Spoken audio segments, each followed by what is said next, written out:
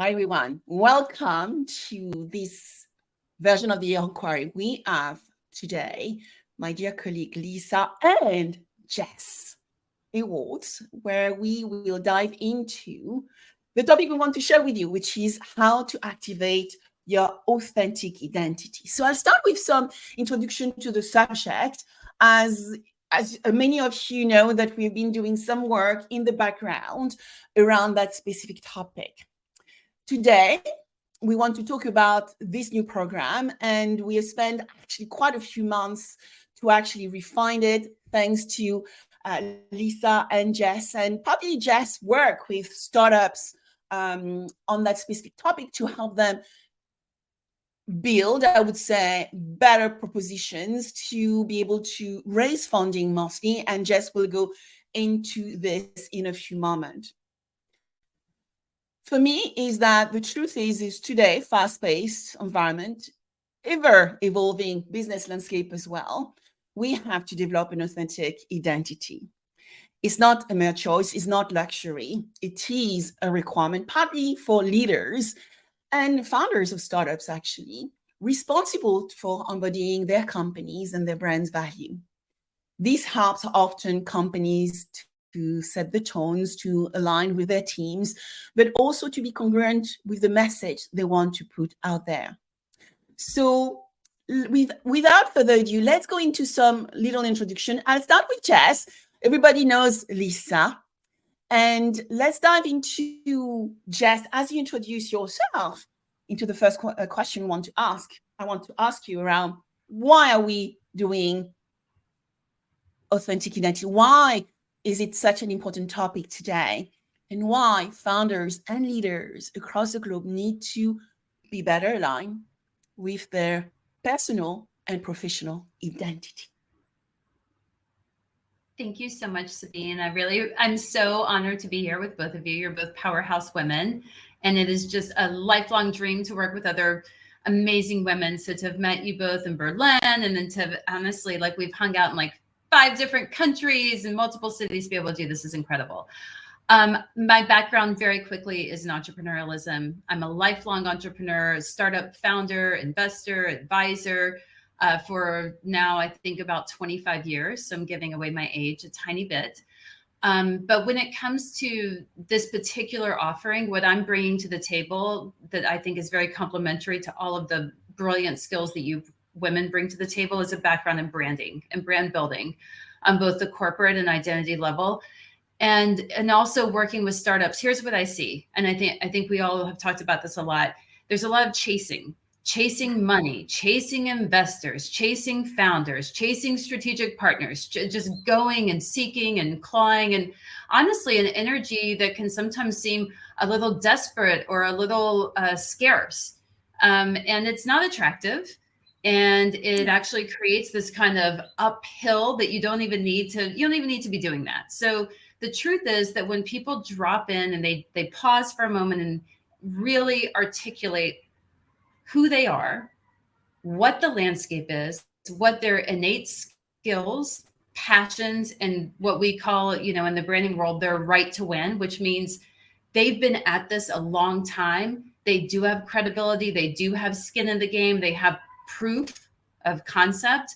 When people just pause long enough to really dive in and articulate that, they don't need to chase. They know who their target is. They know who they are and why they belong together. And it becomes a magnetic attraction between, maybe I need funding, so I'm going to pull in the right investor. Maybe I need a strategic partnership to more quickly accelerate and scale my brand awareness. Maybe I'm an investor. I'm running a corporate venture fund, or I'm running a venture fund, or I'm working for a family office, and I'm looking for the next big opportunity that aligns with our values and where we want to put our money and where we are measuring our impact. And I'm going to attract those founders. I'm going to attract the talent. So I think at the crux of what we're doing, it's stop chasing and start attracting. Yeah. So, Lisa, before I come to you, I just want to say, Jess, I learned that I needed to take my personal identity, my authentic identity, professional identity, probably, I would say 10 years ago. I wouldn't say it has been something I've done forever. And probably when I decided to leave the corporate world, and I was running those acceleration program, I realized for me to be present in the life of the startups I was working with and the corporate who actually were seeking, insurance company were seeking to find those founders, I had to build my own personal identity and brand, which was congruent with my industry, which is actually quite conservative. But at the same time, I wanted to have a little bit of fun. And a lot of insurers would say to me, Sabine, help us make insurance sexy. So what do you think, Lisa?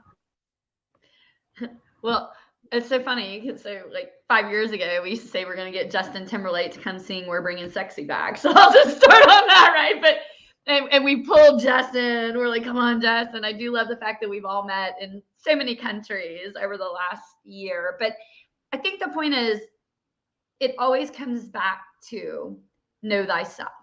And there's so many times where, and I want to cue on what you and Sabine were both saying, right? There's so many times where we get in a position of need. Corporate, transition in your corporate role, either up, or maybe you've decided to take a step and do something different.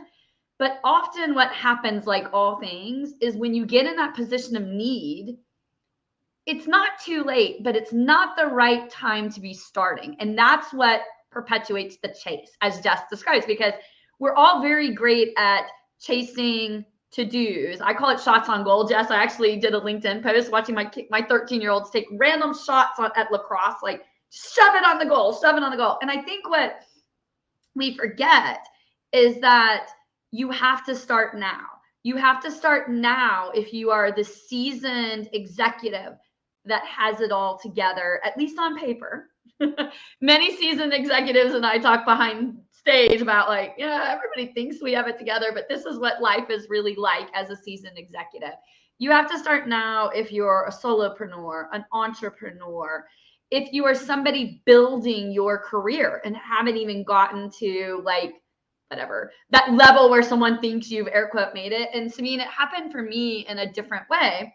So unlike you both, I didn't come from maybe a marketing or a branding background. I came from being very linear, CFO, COO, head of digital strategy, whatever, trying to create the next horizon. And transition happened to me and I was like, wait, what am I going to do about it? And I was fortunate to, when I was talking to somebody at that stage, I was fortunate to work with a branding coach, just coincidentally, who happened to be my executive coach at the time. And she said, the only thing that you own and you alone, that no one else can do to you, is your voice and your brand. That's it. And so I just happen to be somebody who is, I'll say, very shocking to you ladies, opinionated about what I saw going on in the industry and what I thought needed to happen. So I'll say it was happenstance for me because I was very strong about opinions and things I had seen. It was very organic for me to build my brand. But I mean, can you imagine if I had been able to take this like 4-hour activation, 3 years ago and I just want to amplify this too, because I want to hear what you ladies think. Like, there's so many times that we go to events. We all go to events. But I felt like I was the entertainment at the event, not the person receiving value other than networking. Like, networking is super valuable. So for me, it wasn't just activating my identity, but what we're doing is actually important because it's compressing it. It's delivering something I wish I had had. They say the best things are things you wish you had for yourself. That's why you create them. But in an environment where sometimes we're sitting on the sidelines waiting to go on stage and speak or whatever, and just you're the one that amplified this, the executive needs something for themselves. So that to me helped. And I'd love to know what you ladies think about that. Yeah. One thing I want to echo is that, we talk to a lot of people and we are fortunate we talk to a lot of people every week. And one thing I've noticed amongst the amazing men and women I talk to is that some have been taking transitional steps recently because they didn't feel that their personal identity was congruent with the corporation they were working with. And so in a world where, sorry, I'm going to say the word, we've gone through COVID-19 and people are trying to create resilience and certainty in their world. So, being a fractional person is okay today. So I want to ask you both, what are the challenges that leaders face today in establishing that authentic identity to be real for themselves and for the corporation they are working with? And I think it's very important for us to say we are not trying to preach to people to be different people than who they are themselves, but alongside the company they are building and the company they're working with. I think it's very important as well to align that, because then make them much more congruent and powerful in their everyday work. So who's starting? I have first one thing I want to say when you were talking about the challenge, Sabine, and we'll go more granular on the identity piece, but Lisa alluded to it. And one challenge for executives and high-level leaders is time. So I will share that this process that we've condensed down to a 4-hour workshop at one point was a 6-week, 3 days, 2 hours each day. I mean, this process has been iterated, refined, honed down to the most bare bones, using technology, using expertise, using case studies, using our network of people that came on and said, we want to do this with you and help you refine it. So I think Lisa sort of alluded to that, but we understand that people are very limited for time, and there's nothing worse, than signing up for a process, investing in it, showing up for it, and then finding out that you've crossed the tiniest threshold into yet step 2 and 3 and 4. And so I just want to make sure that we're really clear that anyone that joins us for this workshop is going to come in hopefully open and creative and excited, and is going to leave not inspired. It's great to be inspired. That's amazing. Not energized. Of course you will be. That's fantastic. Not with new friends. Yes. That will happen. Not with a plan. Plans are wonderful. Who is going to execute on this plan? They're going to leave with something that's already in process. So you're going to walk in the door, start this process. You'll get all of those amazing things that you're promised every time you sign up for something, but you're actually going to leave activated, not about to be activated, not maybe tomorrow. And if you find the right team, but you will actually leave with this thing rolling, get going with momentum. So that's the first thing, and Lisa alluded to it. So I think time is a massive challenge. I think the other challenge is we come from, particularly in the corporate world, and I work in the startup world, but I watch these companies scale. And what I see happen is I see amazing teams, foundational teams and leaders, that a few different things can happen. One is the company outgrows the initial leadership. The founders cannot keep pace with the scale. They get replaced, they get pushed off, they end up on an advisory board, which is fine. That happens sometimes. But maybe they should stay on. Maybe there is a role for them to find, a role for them to play. I also see, on the other hand, where you have massive talent behind a big logo, and that person is now subjected to the quality of the logo's reputation. Meaning, if it goes down, you go down. If it goes up, you go up. And we are coming into a marketplace now with younger millennials and all of Gen Z. These are savvy consumers. If you want to hide in the C-suite behind a logo mark, good luck. So I gotta say to you, they aren't buying it. They do their own research.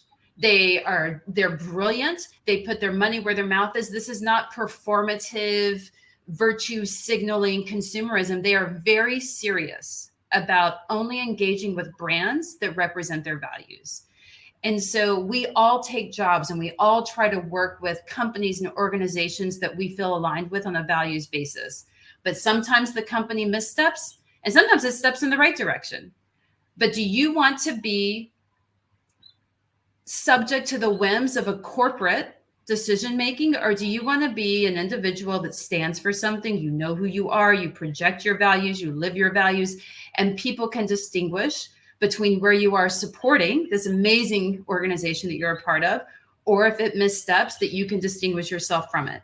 And if you're the leader of an organization, can you understand that people don't necessarily care what your S Corp or B Corp or LLC has to say? They care about the human beings that are making those decisions. They want to know, what does the CFO think? What does the CEO think? What's the chief strategist think? That's going to move marketplaces, not what ABC LLC tweeted, blah, blah, blah. No one cares. We know there are humans behind this logo, and we want to hear from them. So what do I you think think, that- Lisa? Yeah, no, I mean, so, I'm smiling, right? Because I know that the three of us get to talk about these things frequently, and I'm just smiling because we haven't specifically had this nuanced, detailed discussion, but I'm, thinking about what Jess just said, and I've had probably 4 or 5 conversations just in the last 2 or 3 weeks that were very reflective of when I decided to leave the corporate world. But I guess what Jess is talking about and what I've experienced is that, when I was growing up in my corporate career, it was very much that you credentialize yourself by belonging to a brand. So there was my parents even told me, like, well, go work for that first job, that first company, that first logo, etc., because that gives you credentials, right? Like I started in public accounting. That's exactly what you do in public accounting, right? You work for crazy hours and you are credentializing yourself. And the conversations I've had in the last 4 weeks with senior executives, CEOs, COOs, chief strategy officers, chief digital officers, chief innovation officers, I mean, you name it, have all been, they get to this place in their life and then there's a change. Whatever the reason for the change is kind of generically irrelevant. And all of a sudden, they're struggling on 2 dimensions. Dimension 1 is the reality that change doesn't have to make sense. It can be forced upon you for whatever reason at any time, meaning everyone thinks they're going to see it coming. Everyone thinks there's going to be logic behind it. But I'll say in 99.9% of the cases that I hear, there isn't. So I'm not being negative about it. I'm just saying it is actually not in your control. The second thing that happens, though, is that people have this awakening, if you will, of, but that's not who I am. That logo seemingly defined me, but I was credentializing that logo. And what I often tell the people that I speak with, I was like, the triangle has inverted itself. You have a point of view. You have, your specific, nuanced, authentic voice, what you think needs to happen in the industry, especially as you get senior up in your tenure. To your point, Jess, you've done it, right? You've done all the things. You're bringing credibility to that logo, which Sabine, you know better than anyone about influencers and credibility to logo. And most consumers, just to the point you made, B2B, the reason why people engage with influencers and voices is because people want to hear from people, not a brand. And so I'll kind of kick it back to you, Sabine, but the biggest need I see is most people are so focused on the corporate day-to-day-isms that when this unexpected thing that's out of your control happens, they had not intentionally been building their voice and then bringing credibility to the brand. It had been opposite. They had been under working for the brand, and then they wake up and they're like, oh my gosh, well, this has been my voice the last 10 years. And there's a couple of people in our industry who I think do it really well that have been kind of my idols and mentors. But Sabine, I want to kick it over to you for just a minute, because I think better than anyone, why someone who's objective brings credibility to a brand and why people engage, i.e. the call to action, with someone that is objective in their point of view, and i.e. authentic. Yeah. So one thing I want to add to your point is a few statements. First is an authentic identity is the true expression of a leader's beliefs, talent, and experiences. And it is vital for leaders today to cultivate it because it helps us build trust, foster engagement, and drive higher performance.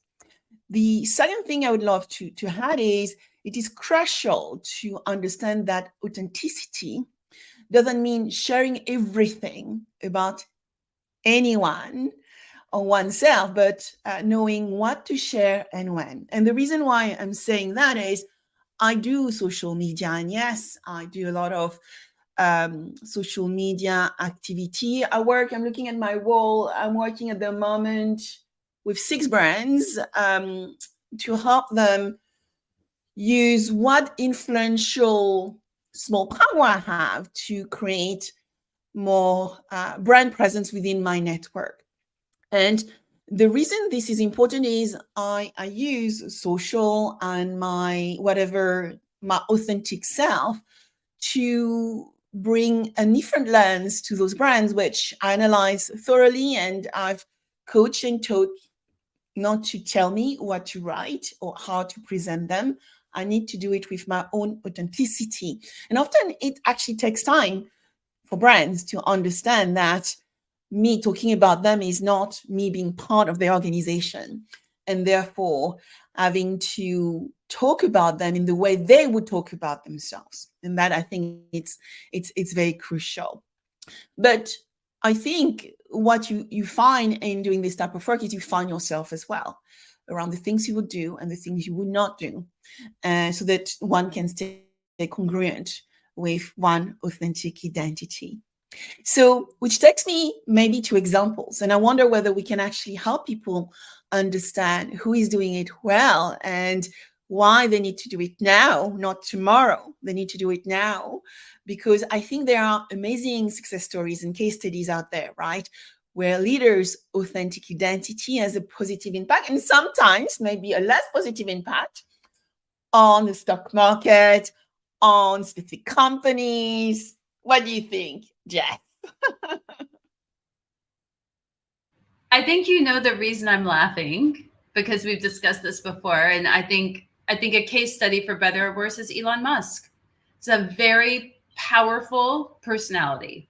Not saying it's good, I'm not saying it's bad, I'm saying it's powerful. It's impactful. Powerful. Yes. So when Elon Musk sends a text or a tweet or whatever, it moves markets massively. Double-digit percentage points, values rise and fall based on, like, he doesn't even hit the like maximum character limit. I mean, he can do like 100 characters and you will see markets move. So if SpaceX or Starlink or Tesla from their corporate accounts were to tweet something out, people might pay attention. There might be a little conversation. You're not going to see stock prices rise and fall dramatically in a matter of seconds. So I think the power of the human voice is very, very obvious. That's an extreme example. But if you pay attention, you're going to see that more and more companies are leaning into their leadership, either by choice or by force. It doesn't really matter, but they do realize it, and it is happening. And that's why when there is a change of massively, it used to be if someone went up to you 20 years ago and they're like, who's the CEO of Scott Toilet Paper Company? I have no flipping clue, no idea. But if you ask me now, I do know. And I do know that they have a track record. I know they have a reputation. I know why they're in that position. And we all know what happens. Sometimes someone gets hired and then they get replaced. And the entire thing is broadcast to the whole world. It matters because people care about these individuals. What is their philosophy? What is their track record? What do they care about? What do they stand for? We're interested. And so if these conversations are being had at this level with these really high level companies, everything else we do in business is we emulate those companies, right? When we see someone with that much market share and that much influence, we're like, what is the playbook? What's the blueprint? We want to replicate that. We want to take that on, even from the tiniest startup to mid-level to Series B, C, D. We're always doing that. And so at this point, I think it really is a sea change. I think we're in a zeitgeist moment of people are starting to realize, oh, okay, it's not where I went to school or if I have an MBA. Or just, who my LinkedIn connections are. People actually are curious, like, what do I stand for? What's my positioning? What's my point of view is something that Lisa talks about, which is why I'm going to kick it back over to Lisa to kind of talk about point of view and why it matters. Yeah. And, I think it's, okay, so 2 things were immediately coming to my mind. First of all, there's 2 women in particular, specific to insurance, that I think kind of are like beacons and hallmarks. So I'll give like an insurance specific example. And Heather Monahan, I don't know how many people know her, but she TED Talk, Fortune keynote speaker. She had this moment where, I've heard her speak. I've never actually met her, but I've heard her speak. And she had this moment where her job was being eliminated. And she looked at her boss and was like, well, there's two ways that we can go with this. I can continue to take this, as you want me to do, or I can just walk out. She walked out, became a TED Talk speaker. She talks all about, resiliency and kind of, how you invent that voice. And again, it's like starting this journey, like at what point do you start it? And then of course, I also think of like Laura Drayback, who is I would say in our industry and insurance specifically, she is one of the people that you would say has become an evangelist, but she's Laura. She is Laura. She is not Guidewire. Like, yes, she works for Guidewire and she evangelizes technology, but she is Laura. She owns her voice and she credentializes. No offense, Guidewire. But if she were to go work for another company, it would be Laura and not like, she could put, in my mind, I'm sure they have a contract to prevent that, but she could put whatever corporate brand or logo behind her that she wanted. And I wanted to bring up those two examples because I think what's really, really, really important is that they have a point of view. And their point of view is not, everybody needs technology or everybody needs insurance or like whatever this is. It's a very specific point of view that's unique to them. Like if you follow them, you're following them for some perspective that you need and that you appreciate in your daily grind, right? Like you follow them for a reason. And I'm going to pivot just a minute over to Instagram and influencers and B2B and the social markets, right? Let's just high level. The people that became Instagram influencers were originally, I don't know how many people have done any research on why so many Mormons are Instagram influencers. But interestingly, I did a lot of research on it from a B2B and understanding business perspective.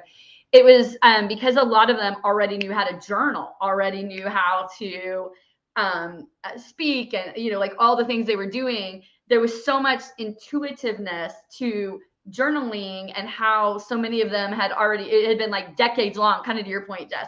So the reason why I mentioned that are on two levels. And I will tell you all this, as outspoken as I am, as much of a point of view as I had, when somebody kept telling me like, you need your point of view, I was like, what do you even mean?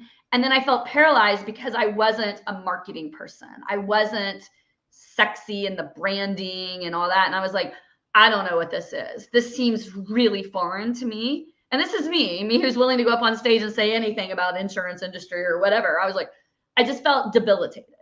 And so just the reason why I think this is so important is that we all absolutely have a point of view. And we don't have to be Elon Musk, like to enable that point of view. You don't have to be a marketing person, but you need to have something that you articulate as the beating drum, right? And most of us, when we get to these executive positions, it's fascinating for me. It's like, what's your beating drum? What do you beat to? And executives will say, I don't know. And I will tell you, to Jess's point, Sabine's point, succession planning will look to bring in the person that has the beating drum, because to run organizations now, they need someone that's comfortable talking about that beating drum. And I'll turn it back over to you ladies, but I think that's so important. And you can create it very, very, very quickly because you actually have it. You just probably, and I'll just step outside of the startups for just a moment. But if you're a corporate person, you probably feel a little intimidated, a little like the corporate policy guides. Now there's so many corporations saying you need that unique point of view. And we're here to help that too, in addition to all the startup and solopreneurs. Back to you guys. Yeah, absolutely. So we wanted to keep this session to 30 minutes, and we are going to have additional ones, probably another one next week, and we are going to go into more detail so that you have now some small bites to go after. We are launching our first workshop in Tel Aviv on the 5th of September as part of the InsurTech Israel Global Summit in collaboration with IIJS, as well as the InsurTech Week Tel Aviv, so that we can actually help a lot of founders and executives attending the conference to have a bit of fun, build something really special for themselves, and then actually try all the stuff they are going to learn on the 5th during the conference. So what we are going to do is, with no further ado, we are going to finish this session, and we'll meet you probably next week for another discussion. Thank you, Jess. Thank you, Lisa.